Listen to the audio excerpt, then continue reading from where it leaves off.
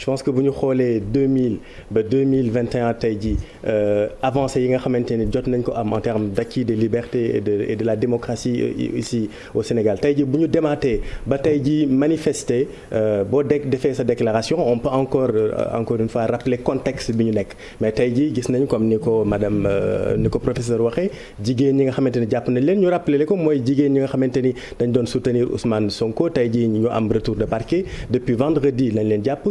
série d'arrestations gis nañ ko fii tey jii factuellement tey jii yow lan mooy symboliser le recul des libertés au Sénégal.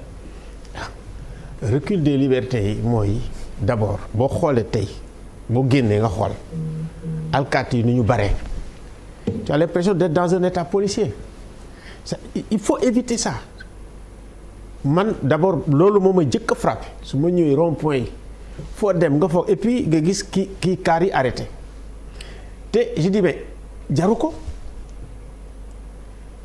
xam nga violence c'est-à-dire que violence symbolique bi mooy d'abord loolu ngay gis mu exciter nit ñi préparer mel ni da nga fa mel ni da nga teg guerre dama lay expliquer par exemple Casamance parce que bi ma jógee Tugal ñëw en 81 boobu affaire baa ngi doog a commencer ma ñëw boo gisee boo rombee yow xam nga Casamance boo ñëwee ba fii kii nekk nu mu tuddati boo passé pont bi. nga gis gars yi ak fetal yi bal yi.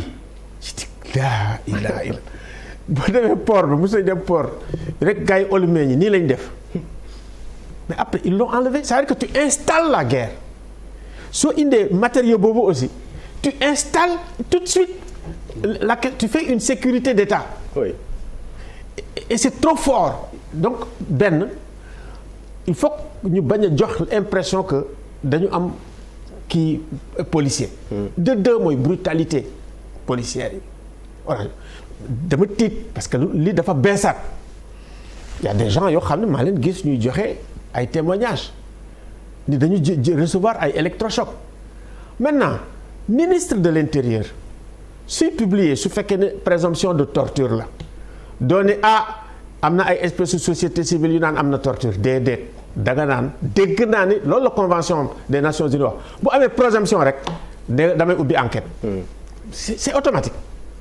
donc ma gisee loolu xam nga par exemple damay jiwoon différence parce que des fois aussi tu vois boo deful différence doo sonn quand on a attaqué la police ak les violences policières Aly Ngouille Ndiaye daf koy gis ni damay ubbi enquête. ñi nga xam ne ñëpp fautif na dañ def mais doo protéger parce que kii nu mu tuddati torture c'est un crime international. foofu moo indi compétence universelle ça veut dire que pays yi signé convention yëpp boo génnee sax ni damay dugg Nations Unies bu ñu nee ñun torturé na buñ ci dutee rek. te ñun on a quand même une des meilleures polices du monde. Oui. Moi je vais à l'étranger on a parmi les meilleurs dañuy louer. Police qui a quand même démenti ces cas de torture au Sénégal. nga ni ma ni police du yem ci démentir day def enquête. bu defee enquête ni def nañ enquête bu fekkee ne am na ñuy soupçonné ak les trucs te enquête bi sax.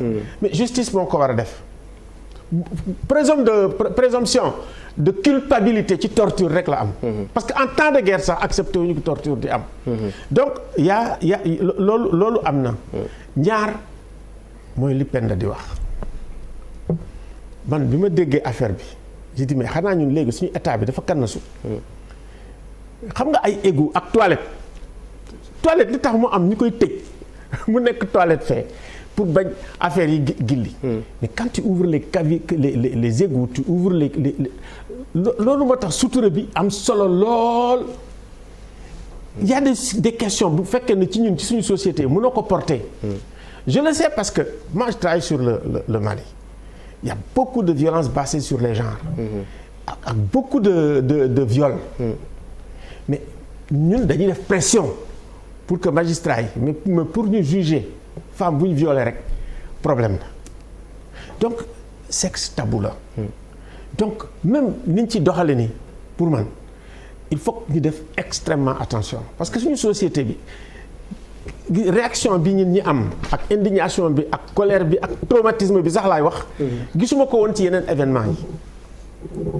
je me suis dit il y a quelque chose yoo xam ne même boo jëlee dans le Coran sax ak l'islam ñu dellu si waat ci dañu ni léeg-léeg du fekkee ne dëgg day indi fitna. Fitna moom looy li nga xam ne moom la ñuy moytu. daf ñu installé nag ci fitna. te dëgg bu naree indi fitna sax da ngay seet nan nga koy nan ngay liggéeyee pour que effectivement mu bañ a ba pare tamit ma yokk ci lenn.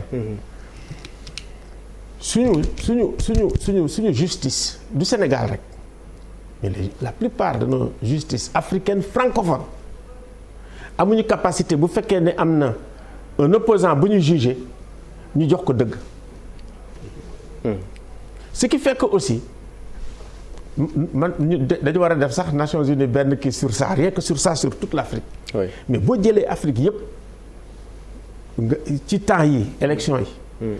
jëlal Guinée-Bissau avant que président de la Cour suprême joxe affaire y avait presque 6 mois te d'accord woon ak CENI. nga jël Niamey nga xam ni sax ñoom amoon nañ Cour suprême bu baax. yàqu. Elle est décédée. Hein? La présidente du conseil constitutionnel. Du conseil constitutionnel. nga jël Bénin nga jël ça que tey boo xoolee da ngay tiit c'est vrai dañu am fii Sahel tu as les conflits sahéliens. D'autre part tu as ce que ñun ñuy wax les pathologies et les crises à la fois de la démocratie crise du suffrage universel partout même Niamey tey Niger. nga xam ne Youssoufou dafa accepter 2 mandats yi dem yoonam. tension bu métti moo fa am. ak ay guerre ak lépp. donc ñun Sénégal miroir lañ il faut ñu def très attention ni ko Penda boobu waxee te it il faut ñuy analyser benn affaire nga bay ma tuuti rek. allez-y. gis nga 66 bii nga xamee ne Senghor dafa tëj lépp. dafa indi 68 mais 68 mu indi 70 indi 74 ñu ouvert mënatul te kooku c'est une lutte bi nga xam ne ñun ñi dañ ko def ñeme dans la clandestinité jël ay risques donc génération 68 moo indi ñoom bàcc lii ak ñoo xam ne ñoo ñëw ci pouvoir nga jël 88 xam nga ndax vivre ngeen 88 moi je l'ai vécu pleinement couvre-feu sax ak état d'urgence man organisation naa si ay manifestation tu vois ak concert de casserole ba nga xam ni kii mënatu ci dara mu dem di négocier ak Wade dafay jëli Wade bërëbës Abdou Diouf yóbbu ko Popenguine di négocier ak moom noonu c'est moo tax il faut que ñu jël leçon yooyu donc génération bu ne il me semble que tey am na génération bu jóg peut-être que dans 10 ans 20 ans peut-être que demain ñoom ñooy jël nguur yi. mais lan moo tax ñu yegg si fii pour yow Alioune Tine. li tax ñu yegg si fii lenn la. en réalité Sénégal je me dis depuis à peu près 2005 yow on a fait ensemble le pacte républicain. ci lañ ñëw ne attention. ça ne va pas il faut ñu changer suñu institution yi parce que mënatul doxati. 2009 c'était les assises. Donc c'était une réflexion collective globale avec beaucoup de dévouement de trucs génne ay kii yu leer pour ni pour suñu société bi mën a dem moom lay wax c'est-à-dire que transformation yi nga xam ne moom la ñu war a def. pour ñu dem defuñ ko looloo ñu rattrapé. c'est-à-dire que on est dans un système totalement forclos c'est-à-dire un système qui est fatigué. qui mérite d'être changé. c'est à bout de souffle la ne. su ne à bout de souffle nag doo xam da ngay colmater fii di colmater du loolu. mais en même temps loolu lañ doon wax ba ñu def assise nationale. te lii muy wax tey jii yaa ngi wax mais ñun ñi suñu bopp ñu ngi travailler sur repenser l'état de droit et les transitions démocratiques. Très bien. Parce que les transitions de 90 gi ni xalaatatuñu waat. lan la indi lan mooy problème yi te transition yëpp. boo xoolee dañuy ñëw à partir de 2010 rechute. ñi nga xam ne ñoo ñëw 2010. 2020 2021 dañu delloo gannaaw ñoom ñëpp boo jëlee muy ñoom dans les années 98 2000 on se battait pour Alpha Condé. On se battait pour Alassane Ouattara. On se battait etc. pour Wade. Donc à partir de 2010 dañu bëgg dellu gannaaw mais en même temps am na benn révélateur bu ñëw. C'est vrai que ci période 2000 il y a une espèce d'explosion de ressources minérales te ressources yi. intérêt bi du peuple bi rek la intéressé. mais les multinationales. les puissances étrangères. et puis ngeen baal ma ak la France est un pays en déclin du man maa ko wax c'est Jacques Attali. et la France compte sur les ressources africaines. C'est ça. et surtout ñoom ñëpp ils se font beaucoup de blé ici donc ñi gouverner ils sont pas indifférents et c'est normal seen intérêt la ñuy xool. ils sont pas indifférents loolu c'est-à-dire. mais Anna, tu n'as pas entendu l'histoire de kii comment il s'appelle encore Bolloré. oui. avec le Togo avec la Guinée du man maa ko wax ah. dafa ñëw ni man dama corrompre ni juge bi dimbale ma man damay fay mais bu mu jëm kaw. nañ ko kii juge bi ni ko déedéet.